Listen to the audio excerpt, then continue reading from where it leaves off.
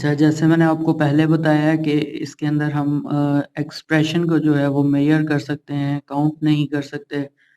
तो क्योंकि ये कॉन्टिन्यूअस एक्सप्रेशन होता है तो ये यील्ड के अंदर भी इसका एक्सप्रेशन जो है इसी तरह से जो है वर्क करेगा।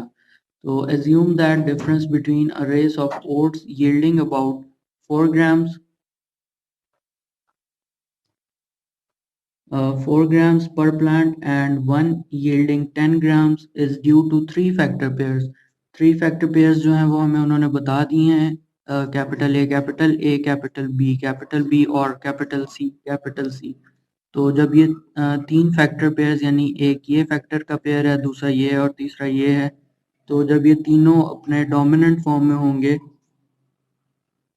तो ये 10 ग्राम यील्ड जो है ये प्रोड्यूस करेंगे।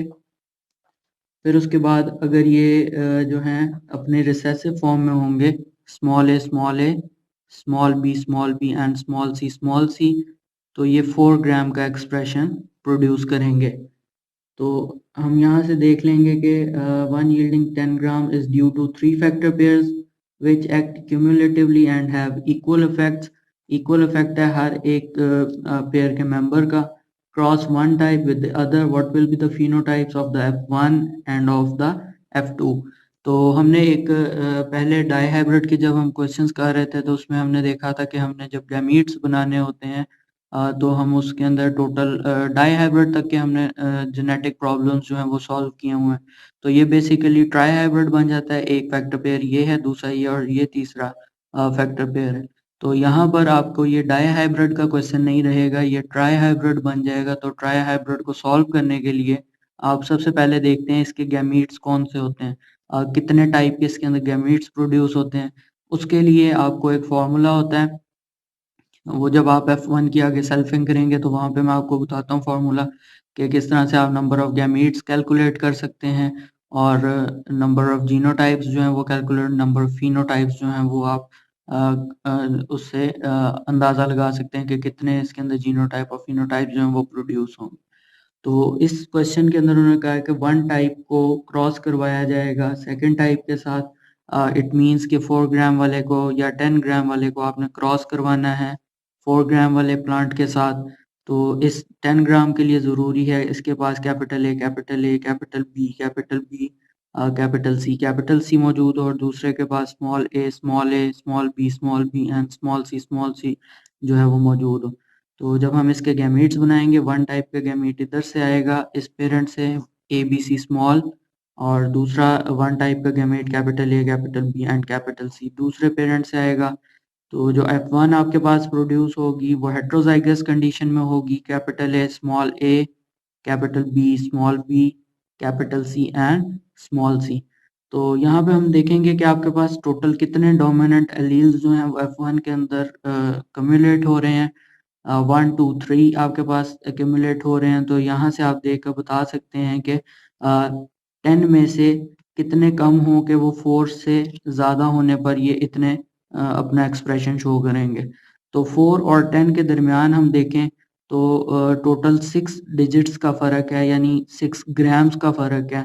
तो हम ये कह सकते हैं कि जब ये 6 मेंबर्स अपने कंप्लीट होंगे तो हर मेंबर 1 ग्राम को जो है वो कंट्रीब्यूट कर रहा होगा। तो जितने इसके अंदर डोमिनेंट एलील्स मौजूद हैं उतने ग्राम जो है इसका वेट होगा 4 से अबव, क्योंकि स्मॉल बी और स्मॉल ए के अंदर 4 ग्राम होगा और 4 ग्राम से अबव आप देखते हैं 5 6 और 7 ग्राम इसका जो है वो फिनोटाइप होगी। तो ऐसा प्लांट जो क्रॉस से प्रोड्यूस हो बिटवीन 10 ग्राम एंड 4 ग्राम और वो 3 फैक्टर पेयर से कंट्रोल है, तो जितने उसके अंदर डोमिनेंट एलील्स मौजूद हैं हर एक डोमिनेंट एलील 1 ग्राम को जो है वो कंट्रीब्यूशन लेता हुआ अपना एक्सप्रेशन 7 ग्राम जो है वो शो करेगा। जैसे अगर आपको ये चीज़ समझ नहीं आई तो आप दोबारा से भी देख सकते हैं कि यहाँ पर टोटल 3 फैक्टर पेयर्स हैं और हर पेयर के अंदर 2 मेंबर्स मौजूद हैं। तो हम देखेंगे कि टोटल कितने मेंबर्स मौजूद हैं, 1 2 3 4 5 6। अगर 6 मेंबर्स हों तो एक्सप्रेशन 10 ग्राम का आता है। अगर ये 6 के 6 ही रिसेसिव हों तो एक्सप्रेशन 4 ग्राम का आता है। तो हम यहाँ से ये अंदाज़ा लगा सकते हैं कि 4 से लेकर 10 तक के दरमियान में जो डिफरेंस है वो 10 - 4 दैट इज़ 6। तो जब 6 डिवाइडेड बाय 6 होगा तो ये 1 ग्राम के इक्वल आ जाएगा contribution of each dominant allele.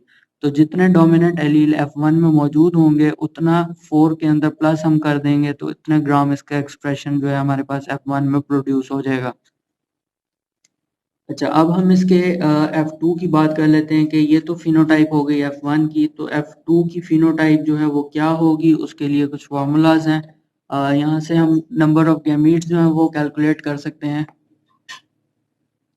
अच्छा, यहाँ पर हमारे पास नंबर ऑफ हेट्रोजाइगस पेयर्स जो हैं हम उसको देख लेंगे। 1 2 3 आपके पास हेट्रोजाइगस पेयर्स हैं, तो हर एक हेट्रोजाइगस पेयर जो है वो अपना एक्सप्रेशन किस तरह से शो करेगा टुवर्ड्स द गैमीट फॉर्मेशन जब हम इसकी सेल्फिंग करवाते हैं। Capital A small A capital B small B capital C small C का क्रॉस है।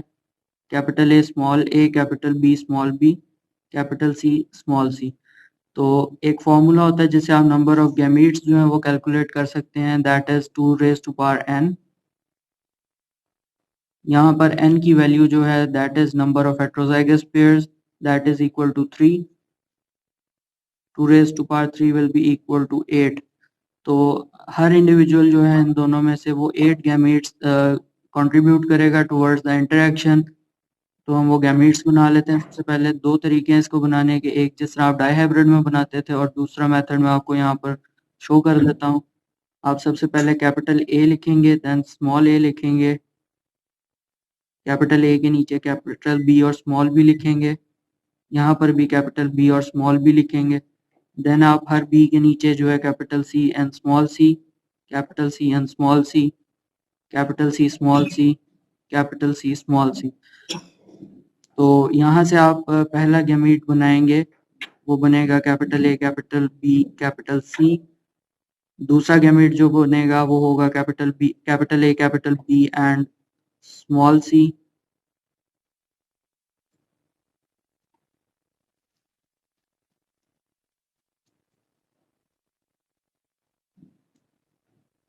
फिर हम थर्ड गैमीट की बात कर लेंगे, capital A small B capital C, small B capital C. और थर्ड जो गैमीट बनेगा यहाँ से फोर्थ गैमीट वो होगा capital A small B small C. इसी तरह हम स्मॉल ए के साथ जो बाकी गैमीट्स होंगे उसके कॉम्बिनेशंस बना लेते हैं। Small A capital B capital C, small A capital B small C, then small a small b capital C, and the last gamete would be small a small b and small c। तो 4 gametes जो हैं वो इधर से capital A के साथ आ रहे हैं और 4 गैमेट्स दूसरी साइड से आ रहे हैं। तो सेम ये गैमेट्स जो हैं दूसरे पेरेंट से भी कंट्रीब्यूट होंगे।